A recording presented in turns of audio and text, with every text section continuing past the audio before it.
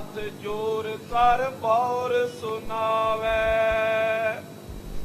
ਸੋ ਅਰਜਨ ਜਗ ਗੁਰੂ ਕਾਵੇ। ਕਿਉਂ ਦਿਸ਼ ਤੇ ਤਨ ਜਿਸ ਟਿਗ ਆਵੇ। ਤੁਮ ਤੇ ਤਰਾਸ ਨਾ ਕੈਸੇ ਪਾਵੇ। ਵਾਹਿਗੁਰੂ ਜੀ ਕਾ ਖਾਲਸਾ ਵਾਹਿਗੁਰੂ ਜੀ ਕੀ ਫਤਿਹ। ਜੁਗੋ ਜੁਗ ਅਟਲ ਸਤਿਗੁਰੂ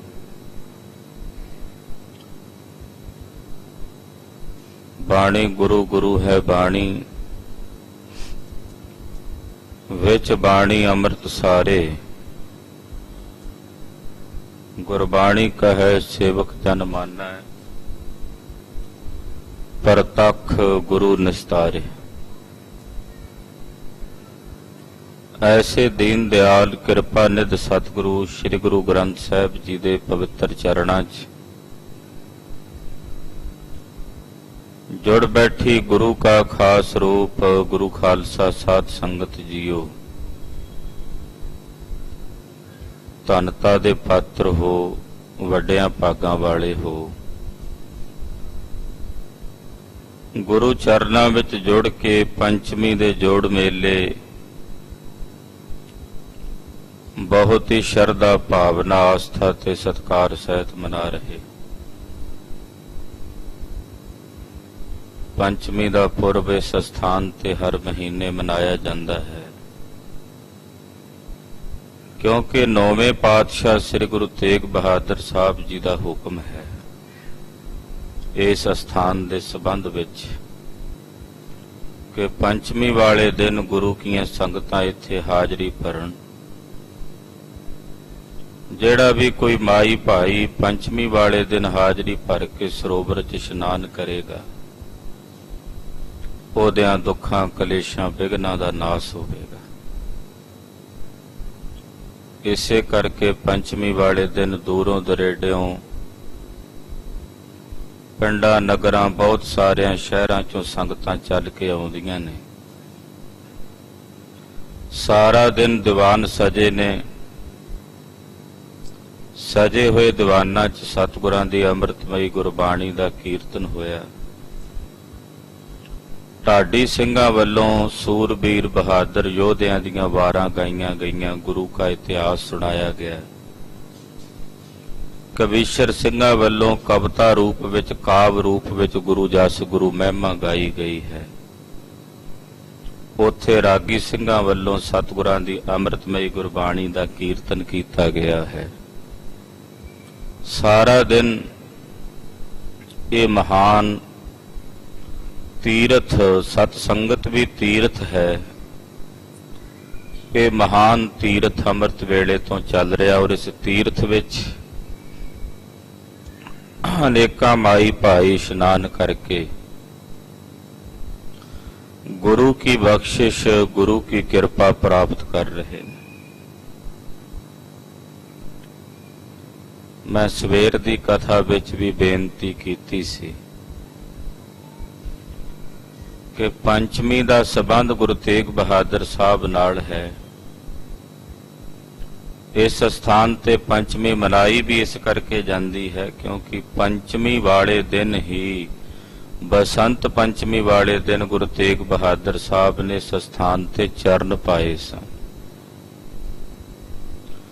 ਫਿਰ ਮੱਘਰ ਸੁਦੀ ਪੰਚਮੀ ਦਾ ਦਿਨ ਜਿਹੜਾ ਹੈ ਉਹ ਵੀ ਪੰਚਮੀ ਹੈ, ਜਿਸ ਦਿਨ ਦਿੱਲੀ ਦੇ ਚਾਂਦਨੀ ਚੌਂਕ ਵਿੱਚ ਮੇਰੇ ਸਤਿਗੁਰੂ ਗੁਰੂ ਤੇਗ ਬਹਾਦਰ ਸਾਹਿਬ ਨੇ ਧਰਮ ਹੇਤ ਸਾਕਾ ਜਿਨ ਕੀਆ ਸੀਸ ਦੀਆ ਪਰ ਸਿਰ ਨ ਦੀਆ। ਤਿਲਕ ਤੇ ਜੰਜੂ ਦੀ ਰਾਖੀ ਵਾਸਤੇ ਆਪਣਾ ਸਿਰ ਦਿੱਤਾ। ਜਿਸ ਦਿਨ ਸੀਸ ਦਿੱਤਾ ਉਸ ਦਿਨ ਵੀ ਪੰਚਮੀ ਦਾ ਹੀ ਦਿਨ ਸੀ। ਇਸ ਕਰਕੇ ਇਸ ਸਥਾਨ ਤੇ ਪੰਚਮੀ ਦਾ ਜੋੜ ਮੇਲਾ ਮਨਾਇਆ ਜਾਂਦਾ ਹੈ। ਉਸੇ ਸਬੰਧ ਵਿੱਚ ਅੱਜ ਦੇ ਸਮਾਗਮ ਸਜੇ ਨੇ। ਗਰੀਬ ਨਵਾਜ ਸਤਿਗੁਰਾਂ ਦਾ ਪਾਵਨ ਇਤਿਹਾਸ ਇਸ ਸਥਾਨ ਤੇ ਚੱਲ ਰਿਹਾ ਹੈ। ਗੁਰੂ ਕੀ ਕਥਾ ਚੱਲ ਰਹੀ ਹੈ। ਪੰਜਵੇਂ ਪਾਤਸ਼ਾਹ ਸ੍ਰੀ ਗੁਰੂ ਅਰਜਨ ਦੇਵ ਸਾਹਿਬ ਜੀ ਦੀ ਕਥਾ। ਬਾਬਾ ਸ਼੍ਰੀ ਚੰਦ ਜੀ ਮਹਾਰਾਜ ਜੀ ਦਾ ਪ੍ਰਸੰਗ ਆਇਆ ਹੈ ਕਿ ਬਾਬਾ ਜੀ ਨੇ ਸੁਭਾਵਕ ਹੀ ਬਚਨ ਕੀਤਾ, ਕੋਈ ਸਰਾਪ ਨਹੀਂ ਦਿੱਤਾ। ਕਿ ਮਾਤਾ ਜੀ ਨੇ ਕਿਹਾ ਸੀ ਵੀ ਤੁਹਾਡੇ ਘਰ ਐਦੀ ਆਉਣਗੇ। ਮਾਤਾ ਜੀ ਨੇ ਕਿਹਾ ਵੀ ਤੂੰ ਐਦੀ ਹੈ ਵੀ ਬੈਠਦਾ ਨਹੀਂ, ਬਹਿ ਕੇ ਭੋਜਨ ਨਹੀਂ ਛਕਦਾ, ਕਮਲੀਏ ਨੂੰ ਕਿਹਾ ਸੀ। ਤੇ ਬਾਬਾ ਜੀ ਨੇ ਵੀ ਸੁਭਾਵਕ ਹੀ ਇਹ ਬਚਨ ਕੀਤਾ ਵੀ ਮਾਤਾ ਜੀ ਨੂੰ ਇੰਨਾ ਸ਼ੌਂਕ ਹੈ ਐਦੀਆਂ ਦਾ ਤੇ ਫਿਰ ਐਦੀ ਆਉਣਗੇ। ਇਹ ਕੋਈ ਸਰਾਪ ਨਹੀਂ ਸੀ ਦਿੱਤਾ ਗੁਰੂ ਘਰ ਨੂੰ ਬਾਬਾ ਜੀ ਨੇ।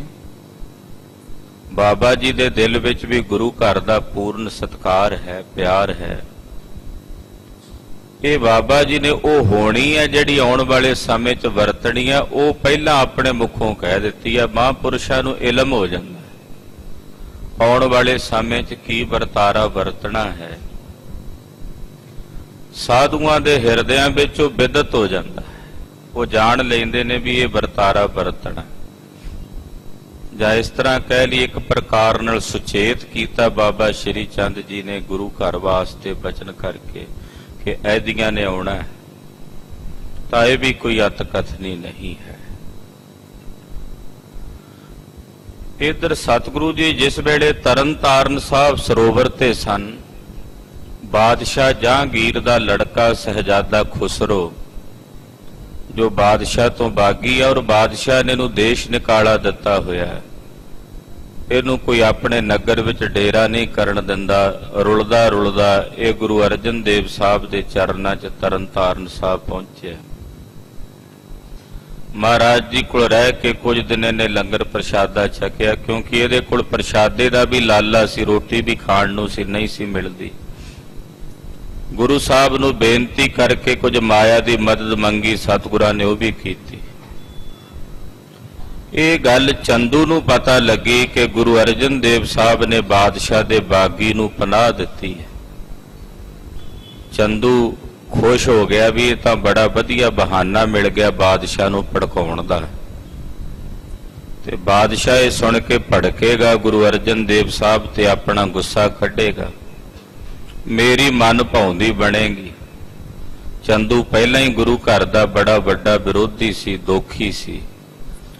ਇਹ ਬਾਦਸ਼ਾਹ ਜਹਾਂਗੀਰ ਦੇ ਕੋਲ ਆਇਆ ਔਰ ਜਹਾਂਗੀਰ ਕੋਲ ਆ ਕੇ ਧੰਨ ਗੁਰੂ ਅਰਜਨ ਦੇਵ ਸਾਹਿਬ ਜੀ ਦੇ ਘਰ ਦੀ ਚੁਗਲੀ ਕਰ ਰਿਹਾ ਹੈ।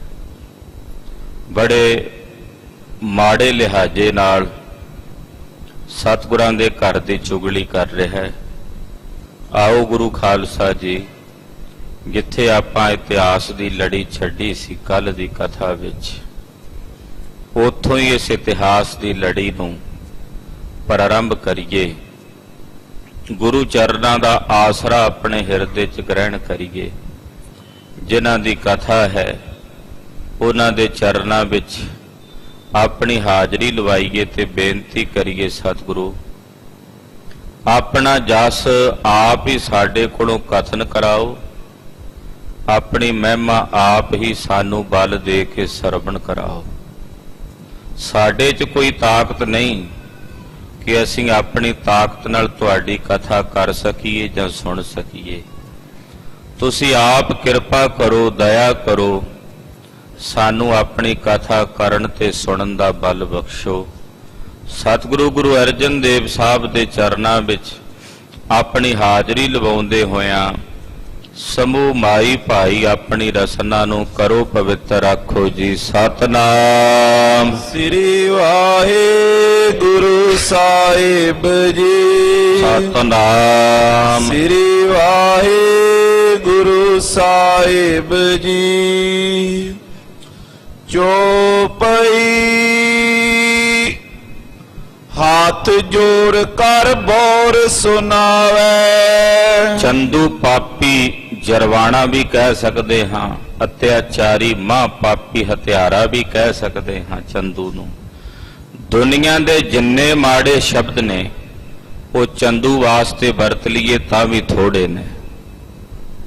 ਦੁਨੀਆ ਦੇ ਜਿੰਨੇ ਭੱਦੇ ਤੋਂ ਭੱਦੇ ਸ਼ਬਦ ਨੇ, ਪਾਪੀ ਹੈ, ਹਤਿਆਰਾ ਹੈ, ਦੁਸ਼ਟ ਹੈ, ਜ਼ਾਲਮ ਹੈ, ਜਰਵਾਣਾ ਹੈ, ਜਿੰਨੇ ਵੀ ਸ਼ਬਦ ਨੇ ਮਾੜੇ, ਉਹ ਚੰਦੂ ਵਾਸਤੇ ਵਰਤ ਲਈਏ ਤਾਂ ਵੀ ਚੰਦੂ ਦੀ ਦੁਸ਼ਟਤਾਈ ਨੂੰ ਬਿਆਨ ਨਹੀਂ ਕੀਤਾ ਜਾ ਸਕਦਾ, ਜੱਡਾ ਵੱਡਾ ਦੁਸ਼ਟ ਹੈ।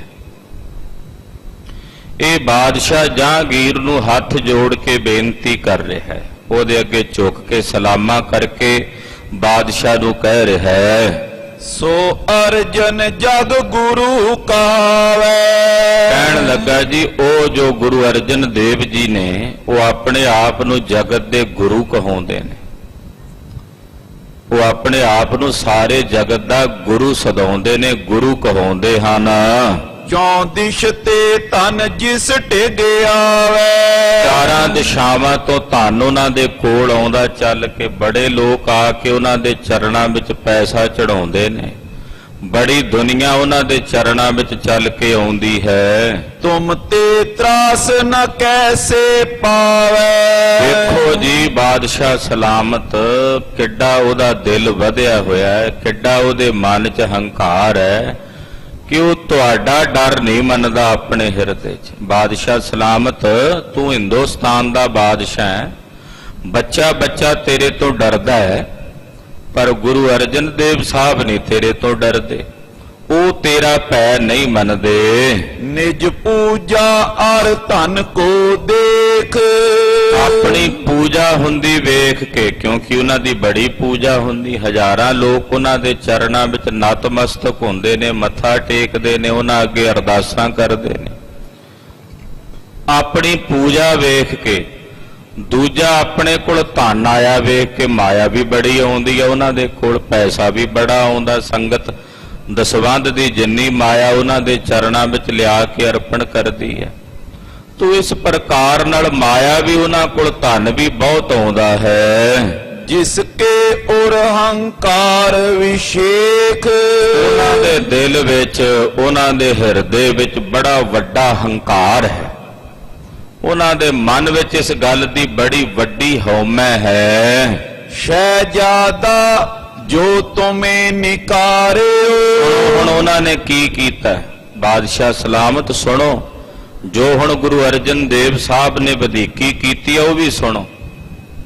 ਚਲੋ ਪਹਿਲਾਂ ਉਹਨਾਂ ਨੇ ਜਿਹੜੀਆਂ ਵਧੀਕੀਆਂ ਕੀਤੀਆਂ ਉਹ ਸਾਰੀਆਂ ਨਜ਼ਰ ਅੰਦਾਜ਼ ਕੀਤੀਆਂ ਜਾ ਸਕਦੀਆਂ, ਪਰ ਬਾਦਸ਼ਾਹ ਹੁਣ ਜਿਹੜੀ ਵਧੀਕੀ ਕੀਤੀ ਹੈ ਨਜ਼ਰ ਅੰਦਾਜ਼ ਨਹੀਂ ਕੀਤੀ ਜਾ ਸਕਦੀ। ਇਹ ਤਾਂ ਹੁਣ ਸਿੱਧਾ ਤੁਹਾਡੇ ਨਾਲ ਮੱਥਾ ਲਾ ਲਿਆ ਉਹਨਾਂ ਨੇ, ਇਹ ਤਾਂ ਸਿੱਧਾ ਤੁਹਾਡੇ ਨਾਲ ਟੱਕਰ ਲੈ ਲਈ ਉਹਨਾਂ ਨੇ ਕਿ ਤੇਰਾ ਜਿਹੜਾ ਬਾਗੀ ਹੈ ਸਹਿਜਾਦਾ ਖੁਸਰੋ, ਜਿਹੜਾ ਤੇਰੇ ਰਾਜ ਨੂੰ ਤੇਰੇ ਕੋਲੋਂ ਖੋਹਣਾ ਚਾਹੁੰਦਾ ਹੈ, ਉਹ ਜੋ ਤੇਰਾ ਬਾਗੀ ਹੈ ਤੇਰਾ ਪੁੱਤਰ ਸਹਿਜਾਦਾ ਖੁਸਰੋ। ਨੈ ਕਿਸ ਤਿਸ ਕੋ ਆਦਰ ਧਾਰਿਓ। ਉਹਨੂੰ ਦੇਸ਼ ਨਿਕਾਲਾ ਦਿੱਤਾ। ਹਿੰਦੁਸਤਾਨ ਵਿੱਚ ਕਿਸੇ ਨਵਾਬ ਨੇ, ਕਿਸੇ ਅਹਿਲਕਾਰ ਨੇ, ਕਿਸੇ ਅਫਸਰ ਨੇ, ਕਿਸੇ ਵਜ਼ੀਰ ਨੇ, ਕਿਸੇ ਪਿੰਡ ਵਾਲੇ ਨੇ, ਕਿਸੇ ਸ਼ਹਿਰ ਵਾਲੇ ਨੇ ਤੇਰੇ ਪੁੱਤਰ ਨੂੰ ਮੂੰਹ ਨਹੀਂ ਲਾਇਆ, ਕਿਉਂਕਿ ਤੂੰ ਉਹਨੂੰ ਦੇਸ਼ ਨਿਕਾਲਾ ਦੇ ਦਿੱਤਾ। ਕਿਸੇ ਨੇ ਉਹਨੂੰ ਆਪਣੇ ਕੋਲ ਪਨਾਹ ਨਹੀਂ ਦਿੱਤੀ, ਕਿਸੇ ਨੇ ਉਹਨੂੰ ਆਪਣੇ ਕੋਲ ਟਿਕਣ ਨਹੀਂ ਦਿੱਤਾ। ਤੁਮ ਤੇ ਬੜਾ ਕਿ ਤੁਮ ਸਮਝਾਨ। ਪਰ ਵੇਖੋ ਗੁਰੂ ਅਰਜਨ ਦੇਵ ਸਾਹਿਬ ਦੀ ਵਧੀਕੀ, ਸਹਿਜਾਦਾ ਖੁਸਰੋ ਗੁਰੂ ਅਰਜਨ ਦੇਵ ਸਾਹਿਬ ਕੋਲ ਗਿਆ, ਖਬਰੇ ਕੀ ਸਮਝ ਕੇ ਗਿਆ ਕਿ ਉਹਨੇ ਗੁਰੂ ਅਰਜਨ ਦੇਵ ਸਾਹਿਬ ਨੂੰ ਤੁਹਾਡੇ ਤੋਂ ਵੀ ਵੱਡਾ ਸਮਝਿਆ ਜਾਂ ਤੇਰੇ ਬਰਾਬਰ ਸਮਝਿਆ ਕਿ ਉਹਨਾਂ ਦੇ ਉਹ ਕੋਲ ਚੱਲ ਕੇ ਗਿਆ ਹੈ।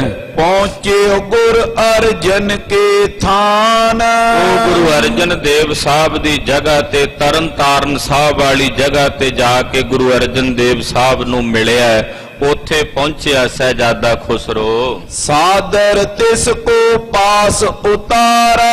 ਔਰ ਬੜੇ ਸਾਦਰ ਸਤਕਾਰ ਦੇ ਨਾਲ ਗੁਰੂ ਅਰਜਨ ਦੇਵ ਸਾਹਿਬ ਨੇ ਉਹਨੂੰ ਆਪਣੇ ਕੋਲ ਉਤਾਰਾ ਦਿੱਤਾ। ਹਾਲਾਂਕਿ ਗੁਰੂ ਸਾਹਿਬ ਨੂੰ ਨਹੀਂ ਪਤਾ ਸੀ ਕਿ ਇਹ ਤੇਰਾ ਬਾਗੀ ਹੈ, ਉਹਨਾਂ ਨੂੰ ਚਾਹੀਦਾ ਸੀ ਕਿ ਇਹਨੂੰ ਆਪਣੇ ਕੋਲ ਉਤਰਨ ਨਾ ਦਿੰਦੇ, ਕਹਿੰਦੇ ਜਾ ਚਲਾ ਜਾ, ਤੂੰ ਬਾਦਸ਼ਾਹ ਦੇ ਬਾਗੀ ਹੈ, ਸਾਡੇ ਕੋਲ ਨਹੀਂ ਆ ਸਕਦਾ। ਪਰ ਉਹਨਾਂ ਨੇ ਕੀ ਕੀਤਾ, ਤੇਰੇ ਪੁੱਤਰ ਨੂੰ ਇਹ ਜਾਣਦਿਆਂ ਹੋਇਆ ਵੀ ਉਹ ਤੇਰਾ ਬਾਗੀ ਹੈ, ਤੂੰ ਉਹਨੂੰ ਦੇਸ਼ ਨਿਕਾਲਾ ਦਿੱਤਾ ਹੈ। ਗੁਰੂ ਅਰਜਨ ਦੇਵ ਸਾਹਿਬ ਨੇ ਬੜਾ ਸਤਿਕਾਰ ਕਰਕੇ ਉਹਨੂੰ ਆਪਣੇ ਕੋਲ ਉਤਾਰਿਆ ਹੈ। ਹਮ ਰਾਖੇ ਤੁਝ ਧੀਰ ਉਚਾਰਾ।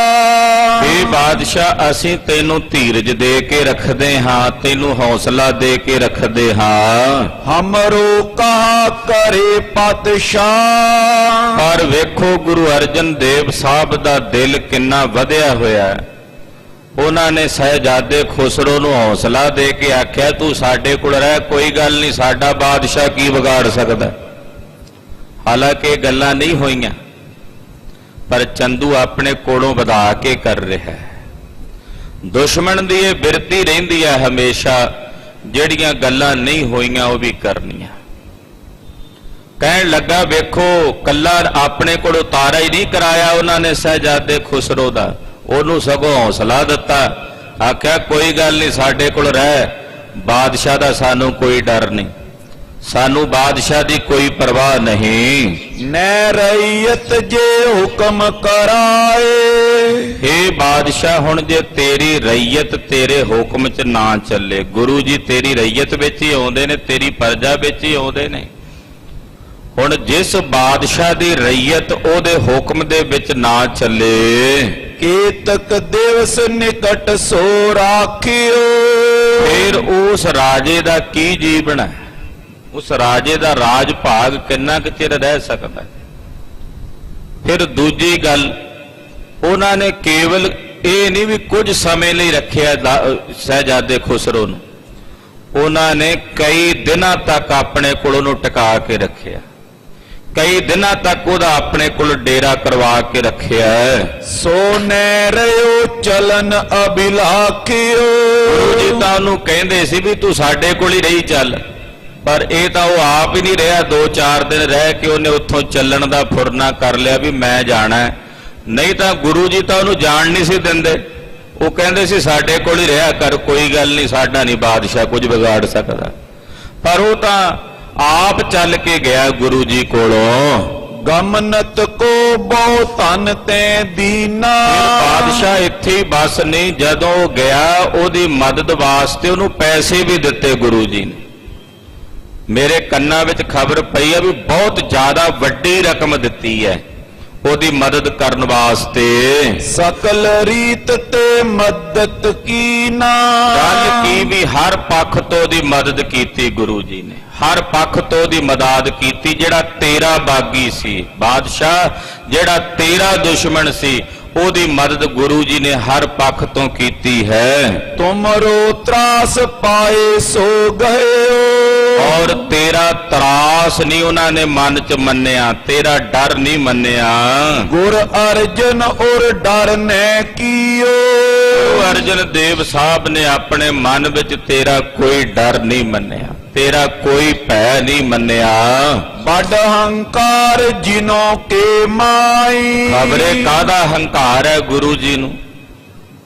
ਇਹ ਗੱਲ ਤੋਂ ਅੰਦਾਜ਼ਾ ਲੱਗਦਾ ਵੀ ਉਹ ਤਾਂ ਬੜੇ ਵੱਡੇ ਹੰਕਾਰੀ ਹੋਣਗੇ ਜਿਹੜੇ ਤੇਰਾ ਭੈ ਨਹੀਂ ਮੰਨਦੇ। ਵੇਖੋ ਮੇਰੇ ਸਤਿਗੁਰੂ ਜੀ ਵਰਗੀ ਤੇ ਨਿਮਰਤਾ ਖਾਲਸਾ ਜੀ, ਕੁੱਲ ਜਮਾਨੇ ਦੀ ਨਿਮਰਤਾ ਇੱਕ ਪਾਸੇ ਤੇ ਗੁਰੂ ਅਰਜਨ ਦੇਵ ਸਾਹਿਬ ਦੀ ਨਿਰਮਾਣਤਾ ਇੱਕ ਪਾਸੇ।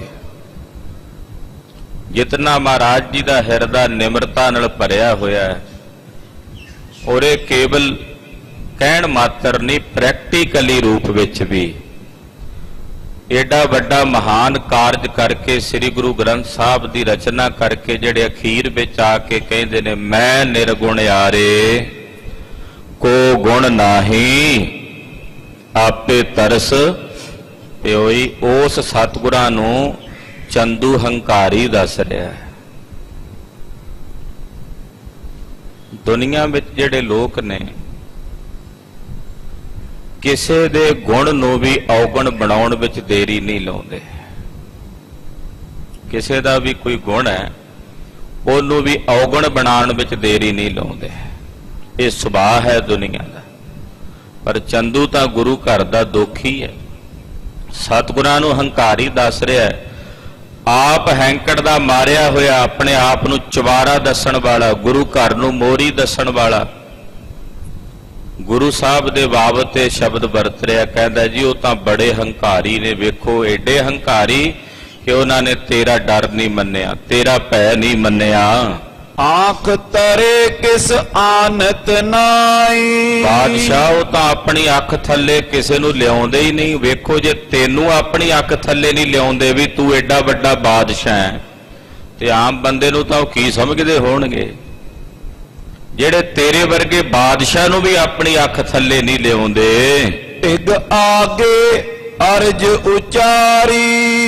ਮੈਂ ਤਾਂ ਤੁਹਾਡੇ ਅੱਗੇ ਆ ਕੇ ਕੇਵਲ ਅਰਜ਼ ਹੀ ਕਰ ਸਕਦਾ। ਮੇਰਾ ਇਹ ਫਰਜ਼ ਬਣਦਾ ਸੀ, ਮੇਰੇ ਕੋਲੇ ਗੱਲ ਪਹੁੰਚੀ ਸੀ ਤੇ ਮੈਂ ਇਹ ਤੁਹਾਨੂੰ ਦੱਸਦਾ, ਇਹ ਮੇਰਾ ਫਰਜ਼ ਸੀ। ਰਾਖੇ ਤਸਕਰ ਸਦਨ ਮਝਾਰੀ। ਗੁਰੂ ਅਰਜਨ ਦੇਵ ਸਾਹਿਬ ਨੇ ਆਪਣੇ ਘਰ ਵਿੱਚ ਚੋਰ ਵੀ ਰੱਖੇ ਨੇ। ਮੈਂ ਇਹ ਗੱਲ ਤੁਹਾਨੂੰ ਪਹਿਲਾਂ ਵੀ ਦੱਸੀ ਹੈ ਵੀ ਉਹਨਾਂ ਦੇ ਕੋਲ ਚੋਰ ਵੀ ਰਹਿੰਦੇ ਨੇ। ਤਾਂ ਹੀ ਉਹਨਾਂ ਨੇ ਤੇਰੀ ਜਨਮ ਪੱਤਰੀ ਚੋਰੀ ਕਰਵਾਈ ਸੀ, ਮਾਝੇ ਦੇ ਇਲਾਕੇ 'ਚ ਹੋਈ ਹੈ। ਉਹ ਆਪਣੇ ਕੋਲ ਚੋਰਾਂ ਨੂੰ ਪਨਾਹ ਦੇ ਕੇ ਵੀ ਰੱਖਦੇ ਨੇ। ਆਪ ਕਹਾਵਤ ਹੈ ਸਭ ਮਾਉ। ਉਹ ਆਪਣੇ ਆਪ ਨੂੰ ਸਾਰਿਆਂ ਵਿੱਚ ਗੁਰੂ ਕਹਾਉਂਦੇ ਹਨ।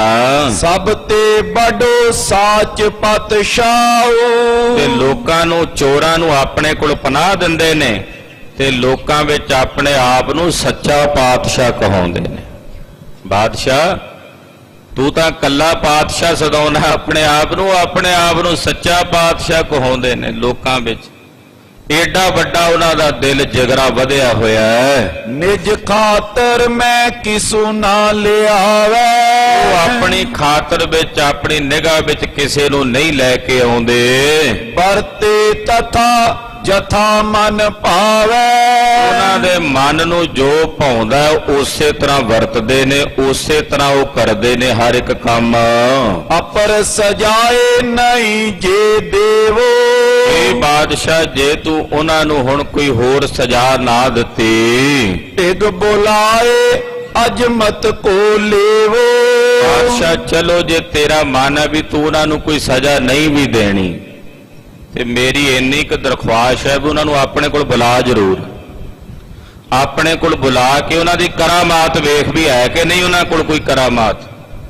ਉਹਨਾਂ ਨੂੰ ਆਪਣੇ ਕੋਲ ਸੱਦ ਕੇ ਉਹਨਾਂ ਦੀ ਕੋਈ ਅਜ਼ਮਤ, ਕੋਈ ਕਰਾਮਾਤ ਵੇਖ। ਕਰਾਮਾਤ ਜੇ ਦੇਖਿਓ ਨਾ ਚਾਓ।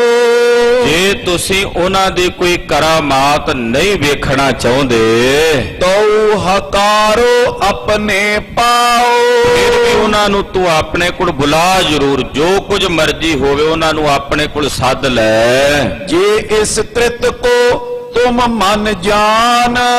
ਜੇ ਉਹਦੀ ਇਸ ਕ੍ਰਿਤ ਨੂੰ ਤੂੰ ਆਪਣੇ ਮਨ ਵਿੱਚ ਜਾਣਦਾ ਹੈ, ਨਹੀਂ ਤਿਦਾਰਕ ਦਿਓ ਮਹਾਨ। ਇਹ ਜਾਣ ਕੇ ਵੀ ਤੂੰ ਗੁਰੂ ਅਰਜਨ ਦੇਵ ਸਾਹਿਬ ਨੂੰ ਕੋਈ ਦੰਡ ਨਹੀਂ ਦਿੰਦਾ, ਉਹਨਾਂ ਨੂੰ ਕੋਈ ਸਜ਼ਾ ਨਹੀਂ ਦਿੰਦਾ। ਨਿਰਭੈ ਹੋਏ ਬੋ ਕਰੇ ਕੁਕਾਜ। ਤਾਂ ਕੁਝ ਕੀਤਾ, ਆਉਣ ਵਾਲੇ ਸਮੇਂ ਵਿੱਚ ਨਿਰਭੈ ਹੋ ਕੇ ਫਿਰ ਹੋਰ ਉਹ ਮਾੜੇ ਕੰਮ ਕਰਨਗੇ।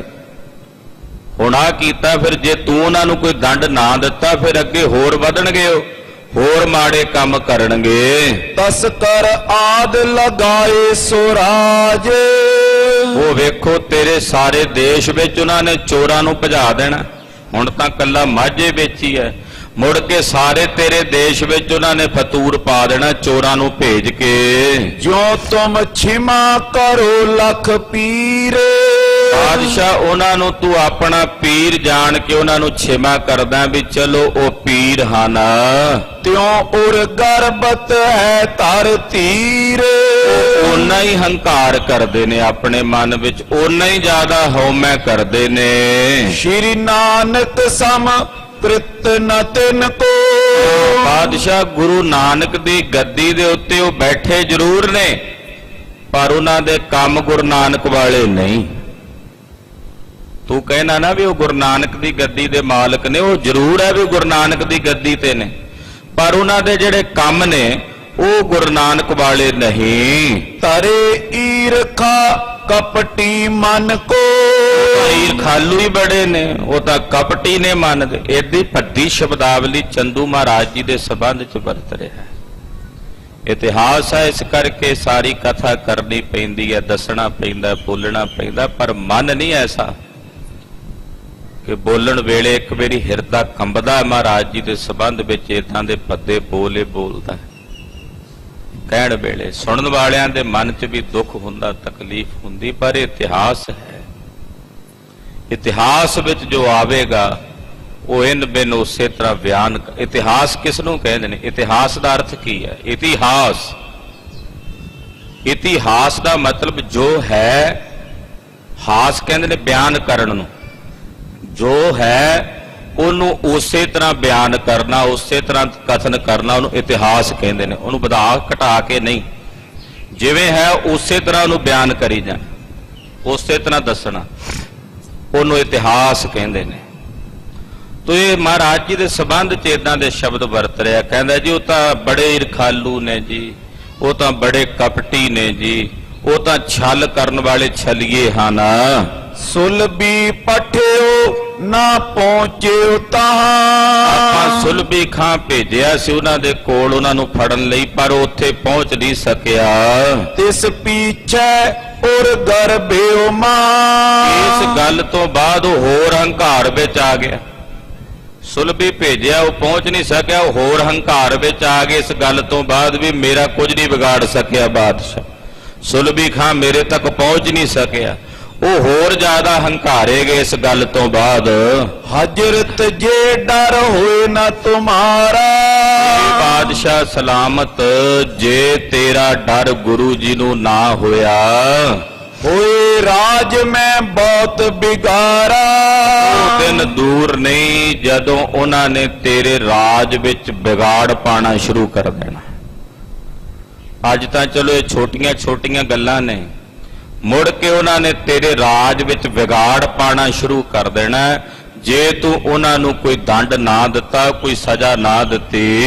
ਇਤਿਆਦਤ ਪਾਪੀ ਬੋ ਕਇਓ। ਪਾਪੀ ਚੰਦੂ ਨੇ ਏਦਾਂ ਦੇ ਬੜੇ ਬੋਲ ਕਹੇ, ਬੜੇ ਵਧਾ ਚੜਾ ਕੇ ਗੱਲਾਂ ਜਿਹੜੀਆਂ ਨੇ ਉਹ ਜਹਾਂਗੀਰ ਕੋਲ ਪੇਸ਼ ਕੀਤੀਆਂ। ਇੱਕ ਵਾਰੀ ਜਹਾਂਗੀਰ ਦੇ ਕੰਨ ਇੰਨੇ ਭਰੇ ਕਿ ਜਹਾਂਗੀਰ ਦਾ ਹਿਰਦਾ ਖੌਲ ਉੱਠਿਆ ਗੁੱਸੇ ਦੇ ਨਾਲ ਗੁਰੂ ਸਾਹਿਬ ਦੇ ਖਿਲਾਫ। ਇੱਕ ਵਿਰੋਧੀ ਤਾਂ ਸੀ ਜਹਾਂਗੀਰ ਦੇ ਵਿੱਚ, ਕੋਈ ਦੋ ਰਾਏ ਨਹੀਂ, ਗੁਰੂ ਸਾਹਿਬ ਦਾ ਵਿਰੋਧੀ ਸੀ, ਪਰ ਉਹ ਬਹਾਨਾ ਲੱਭ ਰਿਹਾ ਸੀ ਕਿ ਕਦੇ ਇਹੋ ਜਿਹਾ ਬਹਾਨਾ ਮਿਲੇ ਕਿ ਮੈਂ ਗੁਰੂ ਸਾਹਿਬ ਨੂੰ ਆਪਣੇ ਕੋਲ ਬੁਲਾ ਕੇ ਦੰਡ ਦਿਆਂ। ਜਹਾਂਗੀਰ ਨੂੰ ਵੀ ਉਹ ਬਹਾਨਾ ਮਿਲ ਗਿਆ। ਖੁਦ ਚੰਦੂ ਨੇ ਦੱਸਿਆ, ਹੁਣ ਬਾਦਸ਼ਾਹ ਵੇਖ ਰਿਹਾ ਕਿ ਬੜਾ ਵਧੀਆ ਮੌਕਾ ਹੈ, ਮੈਂ ਵੀ ਬਚਿਆ ਰਹਾਂਗਾ, ਬੰਦੂਕ ਚੰਦੂ ਦੇ ਮੋਢੇ ਤੇ ਰੱਖ ਕੇ ਚਲਾਵਾਂਗੇ, ਮਾਰਾਂਗਾ ਮੈਂ ਗੁਰੂ ਜੀ ਨੂੰ, ਬਦਨਾਮੀ ਜਿਹੜੀ ਬਹੁਤੀ ਆ ਉਹ ਚੰਦੂ ਦੀ ਹੋਵੇਗੀ, ਮੈਂ ਸੁਰਖਰੂ ਬਚ ਕੇ ਬਚਿਆ ਰਹਾਂਗਾ। ਇਹੀ ਰਾਜਨੀਤੀ, ਕੂਟ ਰਾਜਨੀਤੀ ਲੋਕਾਂ ਦੀ ਇਹੀ ਬਿਰਤੀ ਹੁੰਦੀ। ਮਾੜਾ ਕੰਮ ਵੀ ਕਰਦੇ ਨੇ, ਭ੍ਰਸ਼ਟਾਚਾਰ ਵੀ ਕਰਦੇ ਨੇ, ਬੰਦੇ ਅੱਗੇ ਹੋਰ ਕੀਤੇ ਹੁੰਦੇ ਆ ਵੀ ਜੇ ਫਸਣਗੇ ਉਹ ਫਸਣਗੇ, ਲਾਭ ਇਹਨਾਂ ਦਾ, ਜੇ ਨੁਕਸਾਨ ਹੋਵੇਗਾ ਤੇ ਉਹਨਾਂ ਦਾ, ਜਿਹੜੇ ਅਗਲੇ ਨੇ ਆਪ ਫਿਰ ਬਚੇ ਰਹਿਣਾ। ਤੋ ਜਹਾਂਗੀਰ ਨੂੰ ਏਦਾਂ ਕੰਨ ਭਰੇ ਪੂਰੇ ਚੰਦੂ ਨੇ ਨਿੰਦਾ ਕਰਕੇ। ਸਾਚ ਤੁਰਕ ਪਤੀ ਨੇ ਚਿਤ ਲਿਓ। ਜਿੰਨੀਆਂ ਗੱਲਾਂ ਕੀਤੀਆਂ ਚੰਦੂ ਨੇ, ਜਹਾਂਗੀਰ ਨੇ ਉਹ ਸਾਰੀਆਂ ਗੱਲਾਂ ਸੱਚ ਕਰਕੇ ਮੰਨੀਆਂ। ਨਿਤ ਪ੍ਰਤ ਤਿਨ ਕੀ ਆਏ ਖੁਟਾਈ। ਨਿਤ ਪ੍ਰਤ ਕਹਿੰਦਾ ਰੋਜ਼ ਹੀ ਉਹਨਾਂ ਦੀ ਕੋਈ ਨਾ ਕੋਈ ਖੁਟਾਈ ਮੇਰੇ ਕੋਲ ਪਹੁੰਚਦੀ ਹੈ। ਕਦੇ ਉਹ ਆਪਣੇ ਭਰਾ ਨੂੰ ਨਗਰ ਚੋਂ ਮਾਰ ਕੇ ਕੱਢ ਦਿੰਦੇ ਆ ਤਾਂ ਮੇਰੇ ਕੋਲ ਗੱਲ ਆਉਂਦੀ, ਕਦੇ ਉਹ ਚੋਰਾਂ ਨੂੰ ਪਨਾਹ ਦਿੰਦੇ ਨੇ ਤਾਂ ਮੇਰੇ ਕੋਲ ਗੱਲ ਆਉਂਦੀ। ਅੱਜ ਆ ਹੋਰ ਨਵੀਂ ਗੱਲ ਆਈ ਵੀ ਉਹਨਾਂ ਨੇ ਮੇਰੇ ਬਾਗੀ ਨੂੰ ਪਨਾਹ ਦਿੱਤੀ, ਸ਼ਹਿਜ਼ਾਦੇ ਖੁਸਰੋ ਨੂੰ। ਕਹਿੰਦਾ ਰੋਜ਼ ਉਹਨਾਂ ਦਾ ਕੋਈ ਨਾ ਕੋਈ ਇੱਕ ਅੱਧਾ ਖੋਟਾ ਕੰਮ ਉਹ ਮੇਰੇ ਕੋਲ ਪਹੁੰਚਦਾ ਹੈ। ਮੈਂ ਅਬਲੋ ਨੇ ਕਛੂ ਜਨਾਈ। ਕਹਿੰਦਾ ਹੁਣ ਤੱਕ ਮੈਂ ਆਪਣੀ ਬਾਦਸ਼ਾਹੀ ਜਣਾਈ ਨਹੀਂ, ਹੁਣ ਤੱਕ ਮੈਂ ਕੁਝ ਕੀਤਾ ਨਹੀਂ, ਉਹਨਾਂ ਦੀਆਂ ਵਧੀਕੀਆਂ ਸੁਣ ਕੇ ਮੈਂ ਬਰਦਾਸ਼ਤ ਕਰਦਾ ਰਿਹਾ। ਨਿਜ ਦੀਵਾਨ ਪਾਪੀ ਸੰਗ ਕਇਓ। ਇਹ ਆਪਣੇ ਦੀਵਾਨ ਚੰਦੂ ਪਾਪੀ ਨਾਲ ਬੋਲਿਆ। ਜਹਾਂਗੀਰ ਕਹਿਣ ਲੱਗਾ ਕੇਤਕ ਡੰਡ ਉਚਿਤ ਤੈ ਲਿਓ। ਕਹਿਣ ਲੱਗਾ ਚੰਦੂ ਇਹ ਦੱਸ ਵੀ ਗੁਰੂ ਜੀ ਨੂੰ ਕਿੰਨਾ ਕੁ ਦੰਡ ਲਾਣਾ ਚਾਹੀਦਾ ਇਸ ਗੱਲ ਦਾ, ਉਹਨਾਂ ਨੂੰ ਕਿੰਨਾ ਕੁ ਦੰਡ, ਜੁਰਮਾਨਾ ਲਾਵਾਂਗੇ ਪੈਸਿਆਂ ਦਾ ਆਪਾਂ, ਤੇ ਸੁਣਿਆ ਪੈਸਾ ਬੜਾ ਉਹਨਾਂ ਦੇ ਕੋਲ, ਤੇ ਦੱਸ ਕਿੰਨਾ ਕੁ ਜੁਰਮਾਨਾ ਲਾਣਾ ਚਾਹੀਦਾ ਗੁਰੂ ਜੀ ਨੂੰ ਇਸ ਗੱਲ ਦਾ? ਜੇ ਤੱਕ ਦੇ ਲਿਖੋ ਪਰਵਾਨਾ। ਕਿੰਨਾ ਕੁ ਜੁਰਮਾਨਾ ਦੇ ਸਕਦੇ ਨੇ? ਲਿਖ ਦੇ ਤੂੰ ਮੇਰੇ ਵੱਲੋਂ ਪਰਵਾਨਾ, ਗੁਰੂ ਜੀ ਕੋਲ ਭੇਜ ਦੇ। ਆਵੇਂ ਅਬ ਚੱਲ ਕੇ ਇਸ ਥਾਨਾ। ਉਹਨਾਂ ਨੂੰ ਕਹਿ ਦੇ, ਲਿਖ ਕੇ ਭੇਜ ਦੇ ਮੇਰੇ ਵੱਲੋਂ ਪਰਵਾਨਾ ਕਿ ਉਹ ਚੱਲ ਕੇ ਮੇਰੇ ਕੋਲ ਆਉਣਾ। ਦੁਸ਼ਟ ਸਚਿਵ ਨੇ ਮਤ ਵਿੱਚ ਲਾਈ। ਇਸ ਪਾਪੀ ਚੰਦੂ ਨੇ ਬਾਦਸ਼ਾਹ ਦੀ ਮਤ ਇਹੋ ਜੀ ਵਿਚਲਤ ਕੀਤੀ। ਉਚਿਤ ਅਨਉਚਿਤ ਸਕਲ ਬਿਸਰਾਈ। ਬਾਦਸ਼ਾਹ ਨੇ ਵੀ ਉਚਿਤ ਅਨਉਚਿਤ ਦੀ ਗੱਲ ਆਪਣੇ ਦਿਲੋਂ ਵਿਸਾਰ ਦਿੱਤੀ। ਉਹਨੇ ਵੀ ਸੋਚਿਆ ਨਹੀਂ ਵੀ ਮੈਂ ਠੀਕ ਕਰ ਰਿਹਾ ਜਾਂ ਗਲਤ ਕਰ ਰਿਹਾ। ਜਿਵੇਂ ਵਜ਼ੀਰ ਨੇ ਕਹਿ ਦਿੱਤਾ ਉਦਾਂ ਹੀ ਮੰਨ ਲਈ। ਜਿਨ ਕੀ ਕਰਤ ਸਤੁਤੀ ਲਖ ਪੀਰ। ਉਹੀ ਬਾਦਸ਼ਾਹ ਜਿਹੜਾ ਗੁਰੂ ਸਾਹਿਬ ਦੀ ਪਹਿਲਾਂ ਉਸਤਤ ਵੀ ਕਰਦਾ ਸੀ ਕਿ ਉਹ ਗੁਰੂ ਨਾਨਕ ਸਾਹਿਬ ਦੀ ਗੱਦੀ ਦੇ ਮਾਲਕ ਨੇ, ਮਹਾਰਾਜ ਜੀ ਦੀ ਪਹਿਲਾਂ ਵਡਿਆਈ ਵੀ ਕਰਦਾ ਸੀ। ਦਨ ਚਹਿ ਮੂਰਖ ਤਿਨ ਤੀਰ। ਉਹੀ ਪਾਪੀ ਬਾਦਸ਼ਾਹ ਹੁਣ ਗੁਰੂ ਸਾਹਿਬ ਤੇ ਦੰਡ ਲਾਣਾ ਚਾਹੁੰਦਾ।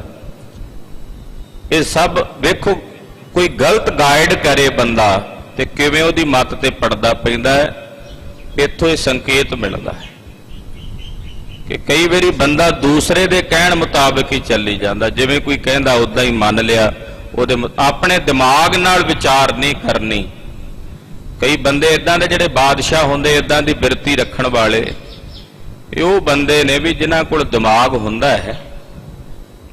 ਖੁਦਾ ਦੇ ਕੋਲ ਜਦੋਂ ਵਾਪਸ ਜਾਂਦੇ ਨੇ ਰੱਬ ਦੇ ਘਰ, ਉਹ ਕਹਿੰਦੇ ਵੀ ਤੈਨੂੰ ਦਿਮਾਗ ਦਿੱਤਾ ਸੀ ਵੀ ਇਹ ਬਿਨਾਂ ਯੂਜ਼ ਕੀਤੇ ਵੀ ਇਹ ਤਾਂ ਘਸਿਆ ਹੀ ਨਹੀਂ, ਕਿਤੋਂ ਉਦਾਂ ਹੀ ਲਿਆ ਕੇ ਦੇ ਦਿੱਤਾ। ਕਹਿੰਦਾ ਜੀ ਮੈਂ ਤੇਰੀ ਇਮਾਨਤ ਸਮਝ ਕੇ ਰੱਖਿਆ, ਜਿਹੋ ਜਿਹਾ ਐਸੀ ਮੋੜ ਕੇ ਤੈਨੂੰ ਉਸੇ ਤਰ੍ਹਾਂ ਦਾ ਦੇ ਦਿੱਤਾ ਵੀ ਮੈਂ ਨਹੀਂ ਵਰਤਿਆ, ਮੈਂ ਤਾਂ ਦੂਜਿਆਂ ਦੇ ਦਿਮਾਗ ਨਾਲ ਹੀ ਚੱਲਦਾ ਰਿਹਾ। ਉਹ ਇਦਾਂ ਦੇ ਲੋਕ ਹੁੰਦੇ। ਤੈਨੂੰ ਨਿਰਣਾ ਤਾਂ ਕਰਨਾ ਚਾਹੀਦਾ। ਮੰਨ ਲਓ ਤੇਰੇ ਕੰਨ ਸ਼ੇਖ ਅਹਿਮਦ ਸਰਹੰਦੀ ਨੇ ਭਰੇ, ਮੁਰਤਜ਼ਾ ਖਾਂ ਨੇ ਭਰੇ, ਉਧਰ ਦੀਵਾਨ ਚੰਦੂ ਨੇ ਤੇਰੇ ਕੰਨ ਭਰੇ ਕਿ ਗੁਰੂ ਸਾਹਿਬ ਇਦਾਂ ਨੇ ਇਦਾਂ ਨੇ, ਪਰ ਤੂੰ ਇਹਦਾ ਦਰਿਆਫਤ ਤਾਂ ਬਾਦਸ਼ਾਹ ਆਖਰਕਾਰ ਤੂੰ ਹਿੰਦੁਸਤਾਨ ਦਾ, ਕਿ ਤੈਨੂੰ ਇਸ ਗੱਲ ਦੀ ਦਰਿਆਫਤ ਤਾਂ ਕਰਨੀ ਚਾਹੀਦੀ ਹੈ ਵੀ ਵਾਸਤਵਿਕਤਾ ਕੀ ਹੈ, ਅਸਲੀਅਤ ਕੀ ਹੈ। ਜਿਵੇਂ ਇਹਨੂੰ ਹੁਣ ਚੰਦੂ ਨੂੰ ਕਹਿੰਦਾ ਤੂੰ ਦੱਸ ਕਿੰਨਾ ਦੰਡ ਲਾਣਾ ਚਾਹੀਦਾ, ਉਹਨਾਂ ਨੂੰ ਕਿੰਨਾ ਜੁਰਮਾਨਾ ਲਾਣਾ ਚਾਹੀਦਾ, ਲਿਖ ਦੇ ਮੇਰੇ ਵੱਲੋਂ ਪਰਵਾਨਾ ਵੀ ਉਹ ਚੱਲ ਕੇ ਮੇਰੇ ਕੋਲ ਆਉਣ। ਜਿਵੇਂ ਚੰਦੂ ਨੇ ਕਿਹਾ ਉਵੇਂ ਉਹਦੀ ਗੱਲ ਮੰਨ ਲਈ। ਧਨ 2 ਲੱਖ ਦੀਜੀਏ ਆਏ।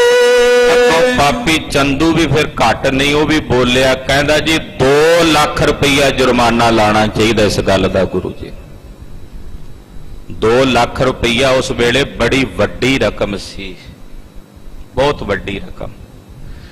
ਕਹਿੰਦਾ ਜੀ ਗੁਰੂ ਅਰਜਨ ਦੇਵ ਸਾਹਿਬ ਨੂੰ ਇਸ ਗੱਲ ਬਾਬਤ ਜੋ ਉਹਨਾਂ ਨੇ ਬਾਗੀ ਨੂੰ, ਖੁਸਰੋ ਨੂੰ ਆਪਣੇ ਕੋਲ ਪਨਾਹ ਦਿੱਤੀ ਹੈ, ਇਹਦਾ ਉਹਨਾਂ ਨੂੰ ਦੰਡੇ ਲਾਣਾ ਚਾਹੀਦਾ ਵੀ 2 ਲੱਖ ਰੁਪਈਆ ਜੁਰਮਾਨਾ ਉਹਨਾਂ ਨੂੰ ਬਾਦਸ਼ਾਹੀ ਖਜ਼ਾਨੇ ਵਿੱਚ ਜਮ੍ਹਾਂ ਕਰਾਉਣਾ ਚਾਹੀਦਾ ਹੈ। ਤੁਮਨੇ ਕੀ ਨਸ ਬਾਤ ਬਿਜਾਏ।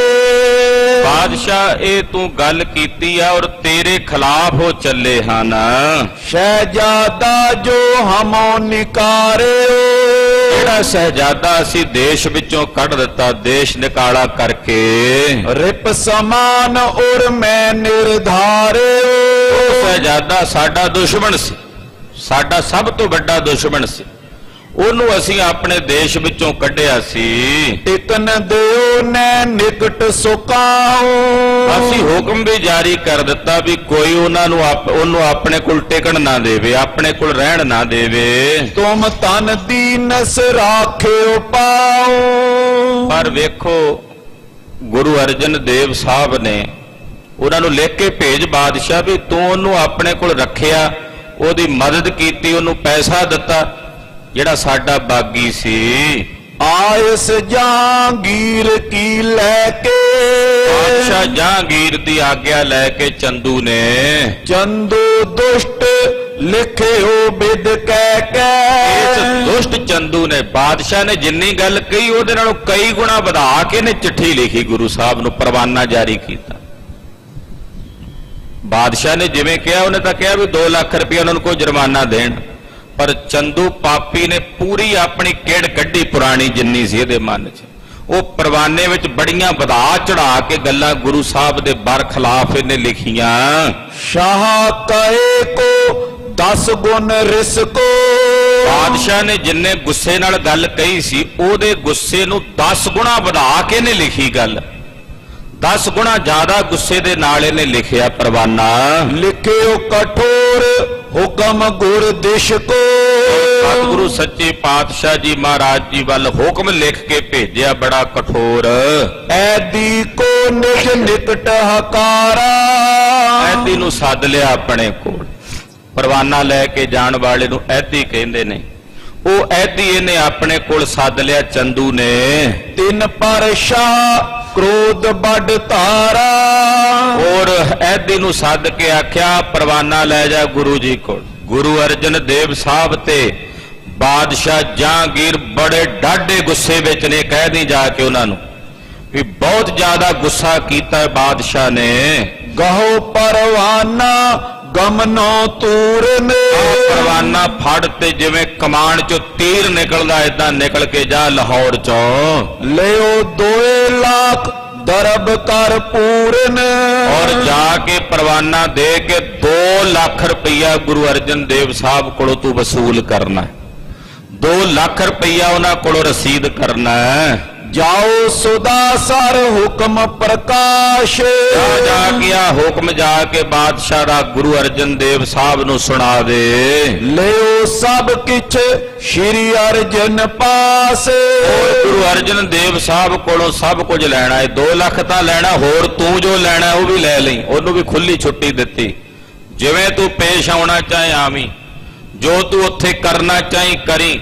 ਜੇ ਤੈਨੂੰ ਵੀ ਕੁਝ ਚਾਹੀਦਾ ਹੋਵੇਗਾ ਤੂੰ ਵੀ ਕਹਿ ਕੇ ਲੈ ਸਕਦਾ ਹੈ। ਮ੍ਰਿਦੁਲ ਨਾ ਬੋਲੋ ਲੈ ਧਨ ਰਾਸੀ। ਤੈਨੂੰ ਫੁੱਲ ਪਾਵਰਾਂ ਨੇ ਮੇਰੇ ਵੱਲੋਂ, ਬਾਦਸ਼ਾਹ ਵੱਲੋਂ। ਤੂੰ ਜੋ ਕਰ ਸਕਦਾ ਕਰੀ। ਤੂੰ ਜਿੰਨਾ ਕੌੜਾ ਬੋਲ ਸਕਦਾ ਬੋਲੀ ਗੁਰੂ ਅਰਜਨ ਦੇਵ ਸਾਹਿਬ ਨੂੰ। ਜਿੰਨਾ ਗੁੱਸੇ ਵਿੱਚ ਆ ਕੇ ਬੋਲ ਸਕੇ ਬੋਲੀ ਉਹਨਾਂ ਨੂੰ। ਨਾਏ ਤਾਂ ਆਨੋ ਹਜਰਤ ਪਾਸੀ। ਜੇ ਉਹ ਨਾ ਦੇਣ 2 ਲੱਖ ਰੁਪਈਆ ਤੇ ਫਿਰ ਉਹਨਾਂ ਨੂੰ ਨਾਲ ਲੈ ਕੇ ਗ੍ਰਿਫਤਾਰ ਕਰਕੇ ਇੱਥੇ ਬਾਦਸ਼ਾਹ ਕੋਲ ਲੈ ਕੇ ਆਵੀਂ। ਉਹਨਾਂ ਨੂੰ ਨਾਲ ਲੈ ਕੇ ਇੱਥੇ ਲਿਆ ਕੇ ਪੇਸ਼ ਕਰੀ। ਅਪਰ ਕਿਸੂ ਕੋ ਕਹਿਓ ਨ ਕੀਜੈ। ਕਿਸੇ ਹੋਰ ਦਾ ਕਿਹਾ ਨਹੀਂ ਕੁਝ ਕਰਨਾ। ਮੈਂ ਜੋ ਕਹਿ ਰਿਹਾ ਮੈਂ ਨਹੀਂ ਕਹਿ ਰਿਹਾ, ਇਹ ਬਾਦਸ਼ਾਹ ਜਹਾਂਗੀਰ ਕਹਿ ਰਿਹਾ ਤੈਨੂੰ। ਉਹਦਾ ਹੁਕਮ ਹੈ ਤੈਨੂੰ। ਜਿਵੇਂ ਮੈਂ ਕਹਿ ਰਿਹਾ ਉਸੇ ਤਰ੍ਹਾਂ ਕਰੀ। ਕਿਸੇ ਹੋਰ ਦੀ ਗੱਲ ਨਾ ਸੁਣੀ ਨਾ ਮੰਨੀ। ਤੈਨੂੰ ਲੱਖ ਸਿਫਾਰਿਸ਼ਾਂ ਕਰਾਉਣ ਉੱਥੇ। ਗੁਰੂ ਜੀ ਕੋਲ ਵੀ ਬੜੇ ਬੜੇ ਵੱਡੇ ਬੰਦੇ ਨੇ, ਸਿਫਾਰਿਸ਼ੀ ਆ ਸਕਦੇ ਨੇ ਉੱਥੇ, ਪਰ ਤੂੰ ਕਿਸੇ ਦੀ ਸਿਫਾਰਿਸ਼ ਨਾ ਮੰਨੀ। ਜੋ ਤੈਨੂੰ ਮੈਂ ਕਿਹਾ ਉਸੇ ਤਰ੍ਹਾਂ ਕਰੀ। ਗਮਨੋ ਅਬੇ ਛਿਪਰ ਪਹੁੰਚੀ ਜੈ। ਜਿੰਨਾ ਛੇਤੀ ਹੋ ਸਕੇ ਉੱਥੇ ਚਲਾ ਜਾ। ਚਲਿਓ ਐਦੀਆ ਲੈ ਪਰਵਾਨਾ। ਐਦੀ ਉਸੇ ਵਕਤ ਦੀਵਾਨ ਚੰਦੂ ਕੋਲੋਂ ਸਰਕਾਰੀ ਪਰਵਾਨਾ ਲੈ ਕੇ ਚੱਲ ਪਿਆ। ਪੀਛੇ ਉਰ ਪਾਪੀ ਅਰਖਾਨਾ। ਪਾਪੀ ਚੰਦੂ ਬੜਾ ਖੁਸ਼ ਹੋਇਆ ਵੀ ਅੱਜ ਮੇਰੀ ਮਨ ਭਾਉਂਦੀ ਹੋਈ ਹੈ। ਅੱਜ ਮੇਰਾ ਕੰਮ ਸਫਲਾ ਹੋ ਰਿਹਾ, ਮੈਨੂੰ ਨਜ਼ਰ ਆਉਂਦਾ ਹੈ। ਬੀਤੇ ਸੰਮਤ ਕਰਤ ਉਪਾਉ। ਕਹਿੰਦਾ ਤਕਰੀਬਨ 1 ਸਾਲ ਦਾ ਸਮਾਂ ਬੀਤ ਗਿਆ ਮੈਨੂੰ ਉਪਾਅ ਕਰਦਿਆਂ ਸੋਚਦਿਆਂ ਵੀ ਕੀ ਕਰਾਂ। ਅੱਜ 1 ਸਾਲ ਬਾਅਦ ਜਾ ਕੇ ਮੇਰਾ ਹੱਥ ਪਿਆ। ਅੱਜ ਮੇਰੀ ਮਨ ਭਾਉਂਦੀ ਹੋਈ ਹੈ। ਅੱਜ ਮੈਂ ਆਪਣੀਆਂ ਰੀਝਾਂ ਪੂਰੀਆਂ ਕੀਤੀਆਂ ਨੇ। ਅਬ ਕੁਛ ਲਾਗਿਓ ਮੇਰੋ ਦਾਉ। ਅੱਜ ਮੇਰਾ ਕੁਝ ਦਾ ਲੱਗਾ। ਅੱਜ ਮੇਰੇ ਹੱਥ ਵਸ ਕੁਝ ਆਇਆ ਹੈ। ਲੈ ਹੋ ਬੈਰ ਦੇਹੋ ਦੁੱਖ ਤੈਸੇ। ਤਾਂ ਮੈਂ ਆਪਣਾ ਵੈਰ ਲੈ ਕੇ ਰਹਾਂਗਾ ਉਹਨਾਂ ਦੇ ਕੋਲੋਂ। ਪੂਰੇ ਡਾਢੇ ਦੁੱਖ ਦੇਵਾਂਗਾ। ਹੁਣ ਤਾਂ ਬਸ ਉਹ ਵਸ ਪੈ ਗਏ ਨੇ ਮੇਰੇ। ਹੁਣ ਤਾਂ ਮੈਂ ਪੂਰੇ ਦੁੱਖ ਦੇਵਾਂਗਾ ਉਹਨਾਂ ਨੂੰ। ਸੁਤਾ ਮੋਏ ਸੰਕਟ ਲੈ ਜੈਸੇ। ਜਿਵੇਂ ਮੇਰੀ ਧੀ ਸੰਕਟ ਲੈ ਰਹੀ ਹੈ, ਦੁੱਖ ਪਾ ਰਹੀ ਹੈ। ਨੈ ਪੈ ਕਰਿਓ ਨਾ ਲੀਨ ਤੇ ਸਦਾਈ। ਜਿਨ੍ਹਾਂ ਨੇ ਮੇਰਾ ਭੈ ਨਹੀਂ ਮੰਨਿਆ, ਮੇਰੀ ਧੀ ਦੀ ਸਗਾਈ ਨਹੀਂ ਲਈ, ਕਰ ਬਿਨਤੀ ਪੀ ਮੋਏ ਪਠਾਈ। ਮੈਂ ਬੇਨਤੀਆਂ ਕਰਕੇ ਵੀ ਭੇਜੀਆਂ ਉਹਨਾਂ ਨੂੰ, ਪਰ ਉਹਨਾਂ ਨੇ ਮੇਰੀ ਇੱਕ ਨਹੀਂ ਮੰਨੀ। ਲਾਗੀ ਅਬਲੋ ਆਂਚ ਨ ਤਾਤੀ। ਹਾਲੇ ਤੱਕ ਤਾਂ ਉਹਨਾਂ ਨੂੰ ਤੱਤੀ ਵਾਹ ਤੱਕ ਨਹੀਂ ਸੀ ਲੱਗੀ, ਹਾਲੇ ਤੱਕ ਉਹਨਾਂ ਨੂੰ ਤੱਤਾ ਸੇਕ ਤੱਕ ਨਹੀਂ ਸੀ ਲੱਗਾ। ਬੈਠ ਰਿਓ ਕਰ ਸੀਤਲ ਛਾਤੀ। ਬੜੀ ਸ਼ੀਤਲ ਤੇ ਠੰਡੀ ਠਾਰ ਛਾਤੀ ਕਰਕੇ ਘਰ ਵਿੱਚ ਆਰਾਮ ਨਾਲ ਬੈਠੇ ਰਹੇ ਹੁਣ ਤਾਈਂ। ਕਰਤ ਰਿਓ ਮੈਂ ਯਤਨ ਕਨੇਰੇ। ਮੈਂ ਆਪਣੇ ਵੱਲੋਂ ਬੜੇ ਯਤਨ ਕੀਤੇ, ਬੜੇ ਉਪਾਅ ਕਰ ਕਰਕੇ ਵੇਖ ਲਏ, ਇਨਕੇ ਸੰਕਟ ਗਇਓ ਨ ਨੇਰੇ। ਪਰ ਉਹਨਾਂ ਦੇ ਨੇੜੇ ਕੋਈ ਸੰਕਟ ਨਹੀਂ ਗਿਆ।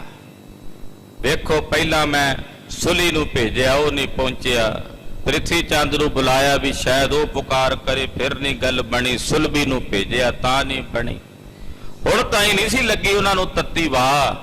ਬਸ ਹੁਣ ਤਾਂ ਮੈਂ ਆਪਣੀਆਂ ਮਨ ਮਰਜ਼ੀਆਂ ਕਰਾਂਗਾ। ਖਤਰੀਆਂ ਬਿਕੇ ਲਾਜ ਮਮ ਖੋਈ। ਮੈਂ ਖੱਤਰੀ ਭਾਈਚਾਰੇ ਵਿੱਚੋਂ ਢਾਈ ਕਰਾਂ ਖੱਤਰੀ, ਤੇ ਮੇਰਾ ਖੱਤਰੀ ਬਰਾਦਰੀ ਵਿੱਚ ਉਹਨਾਂ ਨੇ ਨਾਂ ਮਿੱਟੀ 'ਚ ਰੋਲ ਕੇ ਰੱਖ ਦਿੱਤਾ, ਮੇਰੀ ਧੀ ਦਾ ਰਿਸ਼ਤਾ ਮੋੜ ਕੇ। ਖੱਤਰੀ ਬਰਾਦਰੀ ਦੇ ਵਿੱਚ ਮੇਰੀ ਇੱਜ਼ਤ ਨਹੀਂ ਰਹਿਣ ਦਿੱਤੀ ਉਹਨਾਂ ਨੇ। ਕਰਨ ਸਬੰਧ ਨਾ ਮਾਨੇ ਕੋਈ। ਬਥੇਰੇ ਇਹਨੇ ਯਤਨ ਤਾਂ ਫਿਰ ਵੀ ਕੀਤਾ ਸੀ ਆਪਣੀ ਲੜਕੀ ਦਾ ਹੋਰ ਥਾਈਂ ਰਿਸ਼ਤਾ ਕਰਨ ਦਾ, ਪਰ ਇੱਕ ਵਾਰੀ ਰਿਸ਼ਤਾ ਟੁੱਟਿਆ ਹੋਇਆ, ਦੁਬਾਰਾ ਇਹਦੀ ਲੜਕੀ ਦਾ ਰਿਸ਼ਤਾ ਕਿਤੇ ਹੋਇਆ ਨਹੀਂ ਸੀ। ਚੰਦੂ ਦਾ ਇਸ ਗੱਲ ਦਾ ਵੀ ਦੁੱਖ ਸੀ। ਕਹਿੰਦਾ ਵੀ ਮੁੜ ਕੇ ਮੇਰੀ ਧੀ ਦਾ ਹੋਰ ਪਾਸੇ ਕਿਤੇ ਰਿਸ਼ਤਾ ਜੁੜਿਆ ਹੀ ਨਹੀਂ। ਮੈਂ ਬਥੇਰਾ ਜੋੜਨਾ ਚਾਹਿਆ ਪਰ ਕਿਤੇ ਨਹੀਂ ਜੁੜ ਸਕਿਆ। ਸੋ ਬਦਲਾ ਅਬ ਆਵੇ ਹਾਥ। ਜਿਹੜਾ ਬਦਲਾ ਸੀ ਨਾ, ਉਹ ਬਦਲਾ ਹੁਣ ਮੇਰੇ ਹੱਥ ਆਵੇਗਾ। ਉਹ ਬਦਲਾ ਹੁਣ ਮੇਰੇ ਹੱਥ ਆਵੇਗਾ, ਮੈਂ ਉਹ ਬਦਲਾ ਲਵਾਂਗਾ। ਇਮ ਵਿਚਾਰ ਮੂਰਖ ਮੁਦ ਸਾਥ। ਮੂਰਖ ਬੜੀ ਖੁਸ਼ੀ ਦੇ ਨਾਲ ਆਪਣੇ ਮਨ 'ਚ ਇਸ ਗੱਲ ਦੀ ਵਿਚਾਰ ਕਰਦਾ ਹੈ। ਨੇ ਜਾਣੇ ਨਿਜ ਮੂਲ ਉਪਾਰਤ। ਪਰ ਪਾਪੀ ਇਹ ਨਹੀਂ ਜਾਣਦਾ ਕਿ ਆਪਣੀਆਂ ਜੜਾਂ ਪਿਆ ਪੁੱਟਦਾ ਹੈ। ਇਹ ਪਾਪੀ ਇਹ ਨਹੀਂ ਪਿਆ ਜਾਣਦਾ ਕਿ ਆਪਣੀਆਂ ਜੜਾਂ ਆਪ ਪੁੱਟ ਰਿਹਾ, ਆਪਣ ਹੱਥੀਂ ਆਪਣੀ ਜੜ ਆਪ ਉਹ ਪੱਟਾ ਹੈ। ਆਪਣੀਆਂ ਜੜਾਂ ਆਪਣੇ ਹੱਥੀ ਪਿਆ ਪੁੱਟਦਾ, ਪਾਏ ਕੁਹਾੜਾ ਮਾਰਿਆ ਗਾਫਲ ਆਪਣੇ ਹਾਥ। ਇਸ ਗੱਲ ਦੀ ਸੋਝੀ ਨਹੀਂ ਪਾਪੀ ਚੰਦੂ ਨੂੰ। ਆਪਣੇ ਪਰ ਅਪਦਾ ਵੱਡ ਡਾਰਤ। ਆਪਣੇ ਤੇ ਜਿਆਦੀ ਆਪਦਾ ਪਾ ਰਿਹਾ, ਇਹਨੂੰ ਉਹ ਸਮਾਂ ਚੇਤੇ ਨਹੀਂ ਪਿਆ ਉਹਦਾ ਵੀ ਇਹਦੇ ਨਾਲ ਬਣਨਾ ਕੀ ਹੈ ਬਾਅਦ ਵਿੱਚ। ਉਹ ਵੀ ਆਉਣੀ ਹੈ ਕਥਾ, ਇਹਦੇ ਨਾਲ ਕੀ ਬਣਿਆ, ਕੀ ਗੁਜ਼ਰਿਆ ਸੀ। ਕੀੜੇ ਪੈ ਗਏ ਸਨ ਸਿਰ ਵਿੱਚ ਸਿੱਖਾਂ ਦੀਆਂ ਜੁੱਤੀਆਂ ਨਾਲ, ਕੁੱਤਿਆਂ ਨਾਲ ਬੱਧਾ ਹੋਇਆ ਸੀ। ਜਿਹੜੇ ਭਾਂਡੇ 'ਚ ਕੁੱਤੇ ਨੂੰ ਰੋਟੀ ਪਾਈ ਜਾਂਦੀ ਸੀ, ਉਹਦੇ 'ਚ ਇਹਨੂੰ ਪਾ ਕੇ ਖਵਾਈ ਜਾਂਦੀ ਸੀ। ਖਾਂ ਗਲ 'ਚ ਸੰਗਲੀ ਪਾਈ ਹੋਈ ਸੀ। ਮਾਰ ਮਾਰ ਜੁੱਤੀਆਂ ਦਾ ਸਿਰ ਪੋਲਾ ਕੀਤਾ ਹੋਇਆ ਸੀ। ਬੜੀ ਦੁਰਦਸ਼ਾ ਨਾਲ ਮਰਿਆ ਚੰਦੂ। ਇਹਨੂੰ ਉਹ ਸਮਾਂ ਨਹੀਂ ਪਿਆ ਚੇਤੇ ਆਉਂਦਾ ਵੀ ਇਹਦੇ ਨਾਲ ਕੀ ਬੀਤਣੀ ਹੈ, ਇਹਦੇ ਨਾਲ ਹੋਣਾ ਕੀ ਹੈ। ਇਸ ਜਗ ਮੈਂ ਦੁੱਖ ਭੋਗ ਕਨੇਰੇ। ਇਸ ਜਗਤ ਵਿੱਚ ਇਸ ਪਾਪੀ ਚੰਦੂ ਨੇ ਬੜੇ ਵੱਡੇ ਦੁੱਖ ਭੋਗਣੇ ਨੇ, ਬੜੀਆਂ ਵੱਡੀਆਂ ਤਕਲੀਫਾਂ ਇਹਨੂੰ ਝੱਲਣੀਆਂ ਪੈਣੀਆਂ ਨੇ। ਮਰਿਓ ਖੋਟੀ ਮੌਤ ਅੰਤ ਕੀ ਬੇਰੇ। ਅੰਤ ਨੂੰ ਭੈੜੀ ਮੌਤੇ ਮਰਨਾ ਇਹਨੇ, ਕੁਮੋਤੇ ਮਰਨਾ ਹੈ। ਅੰਤ ਵੇਲੇ ਕੁਮੋਤੇ ਭੈੜੀ ਮੌਤੇ ਮਰਨਾ ਹੈ। ਨਰਕ ਅਗਾਰੀ ਪਰੋਂ ਜਾਏ।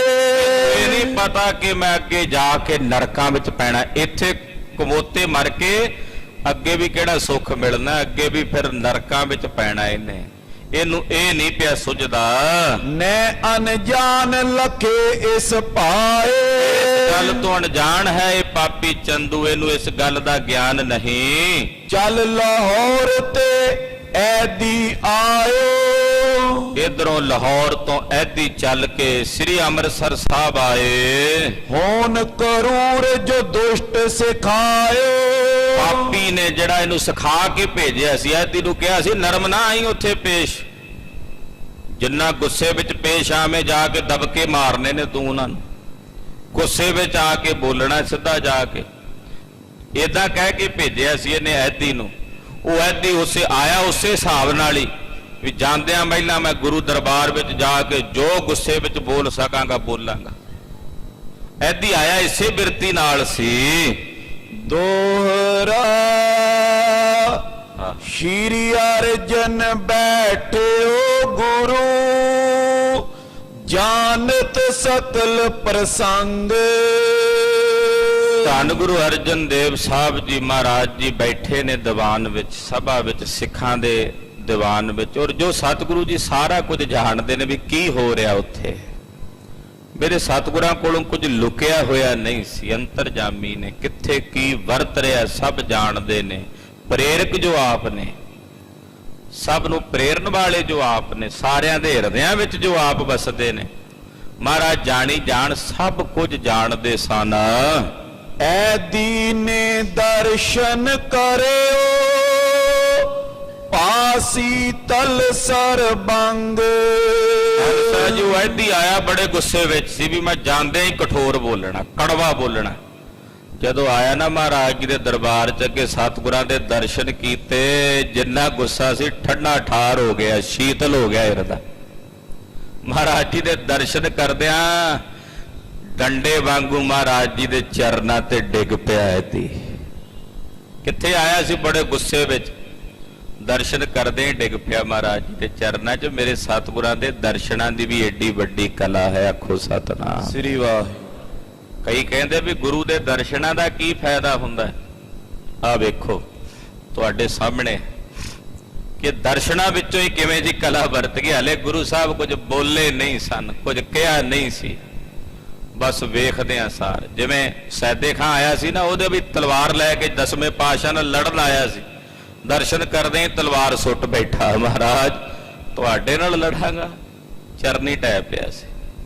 ਮੇਰੇ ਸਤਿਗੁਰਾਂ ਦੇ ਦਰਸ਼ਨ ਹੀ ਐਸੇ ਨੇ, ਜਿਵੇਂ ਐਦੀ ਮਹਾਰਾਜ ਜੀ ਦੇ ਚਰਨਾਂ ਵਿੱਚ ਬੇਨਤੀ ਕਰ ਰਿਹਾ ਹੈ। ਉਹ ਕਥਾ ਆਪ ਜੀ ਅਗਲੇ ਪ੍ਰਸੰਗਾਂ ਵਿੱਚ ਸਰਵਣ ਕਰੋਗੇ।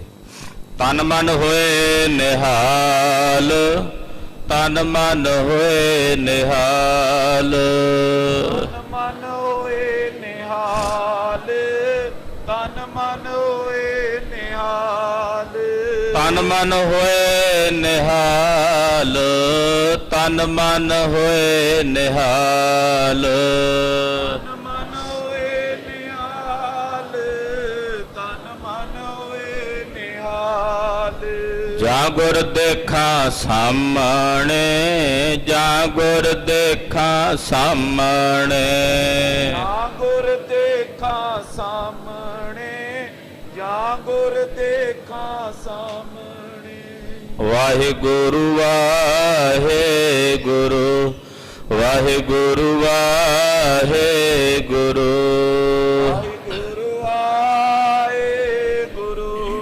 ਵਾਹਿਗੁਰੂ ਵਾਹਿਗੁਰੂ, ਵਾਹਿਗੁਰੂ ਵਾਹਿਗੁਰੂ, ਵਾਹਿਗੁਰੂ ਵਾਹਿਗੁਰੂ, ਵਾਹਿਗੁਰੂ ਵਾਹਿਗੁਰੂ,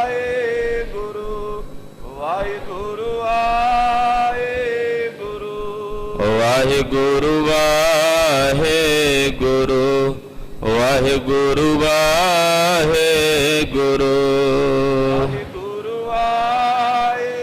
ਵਾਹਿਗੁਰੂ, ਵਾਹਿਗੁਰੂ ਵਾਹਿਗੁਰੂ, ਵਾਹਿਗੁਰੂ ਵਾਹਿਗੁਰੂ,